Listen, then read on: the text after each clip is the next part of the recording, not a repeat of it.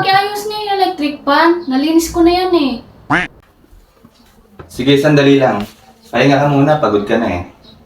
Hayaan mo pag umasenso na tayo. Magbubuhay rin na ka na. Ayan ka na naman. Sige na, ayusin mo na. Oo nga ma, pag mayaman na tayo, gagawin kitang reyna. Magbubuhay reyna ka na sa piling ko. Paulit-ulit ka na naman. Ayusin mo na yung electric fan. Dami mong daldal. Eto, ikaw na nga tong gagawing reyna eh. Di malaman sa'yo eh. Pilit kitang gustong gawing reyna, pero mas pinipili mo maging dragon. Gusto mo bugahan kita ng apoy? Tadan! Ayos na.